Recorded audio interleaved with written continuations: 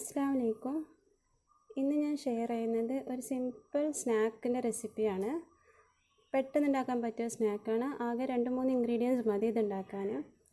അപ്പോൾ ഉരുളക്കിഴങ്ങും സാബൂനരിയും ചേർത്തിട്ടാക്കിയ ഒരു കുഞ്ഞു കുഞ്ഞു ബോൾസാണ്. നല്ല ടേസ്റ്റിയാണ്, നല്ല ക്രിസ്പിയാണ്. എന്നാൽ വീഡിയോയിലോട്ട് പോവാം. ഈ ഒരു റെസിപ്പിക്ക് ഞാനിവിടെ 4 മീഡിയം സൈസ്ഡ് പൊട്ടാറ്റോയാണ് യൂസ് ചെയ്തിരിക്കുന്നത്. ഇത് ബോയിൽ ചെയ്തതാണ്. ഇതിനി നമുക്കൊന്ന് മാഷ് ചെയ്തിട്ടോ അല്ലെങ്കിൽ ഗ്രേറ്റ് ചെയ്തിട്ടോ എടുക്കണം.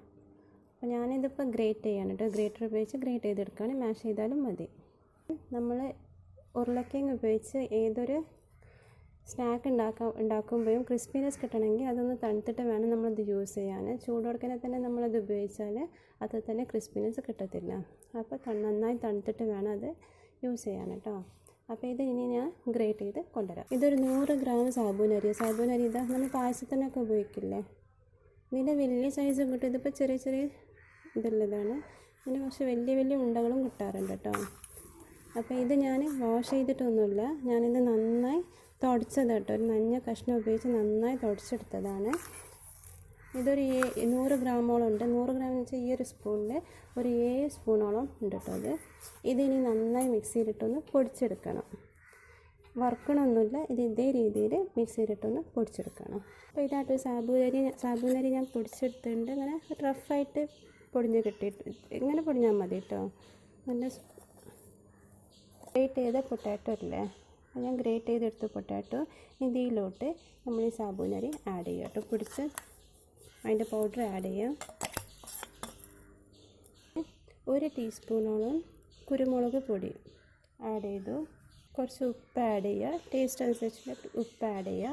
ഇനി ഒരു 2 ടീസ്പൂണോളം ഓയിൽ, ഞാനിപ്പോൾ സൺഫ്ലവർ ഓയിലാണ് ആഡ് ചെയ്യുന്നത്. 2 ടീസ്പൂണോളം ഓയിൽ ആഡ് ചെയ്യാം.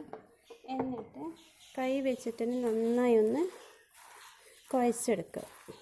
ഇനി ഇതിലോട്ട് 1 ടീസ്പൂൺ ഞാൻ മാഗി മസാല അല്ലേ, മാഗി, ഇത് ഓപ്ഷനൽ കേട്ടോ. ഇതിട്ടാൽ നമ്മൾ മേടിക്കണ കുർക്കുറേൻ്റെ ടേസ്റ്റ് ഉണ്ടാകും. അപ്പോൾ അതിനാണ് ഇത് ആഡ് ചെയ്യണത്. 1 ടീസ്പൂണോളം മാഗി മസാല ആഡ് ചെയ്തിട്ടുണ്ട്. നിങ്ങൾക്ക് താല്പര്യമില്ലെങ്കിൽ ആഡ് ചെയ്യണ്ട, അങ്ങനെ ഉണ്ടാക്കിയാലും മതി.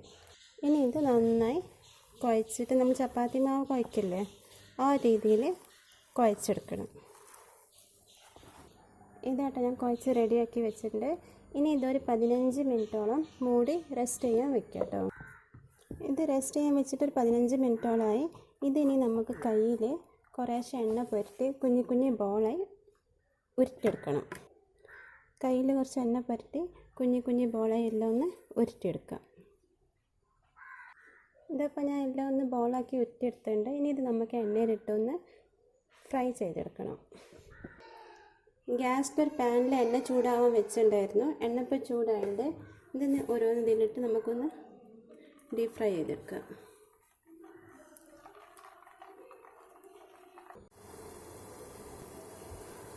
ഒരു 2 മിനിറ്റോളം ആകുമ്പോൾ ഒന്ന് മറിച്ചിട്ട് വേവിക്കുക.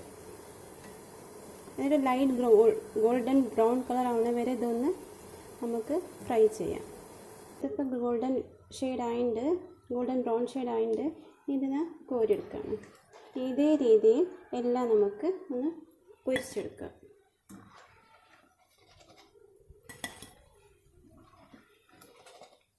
അപ്പോൾ ഇതായിട്ട് റെഡി ആയിട്ടുണ്ട് നമ്മുടെ ഉരുളക്കിഴങ്ങ് സാബൂനരി കൊണ്ട് ഉണ്ടാക്കിയ ബോൾസ്.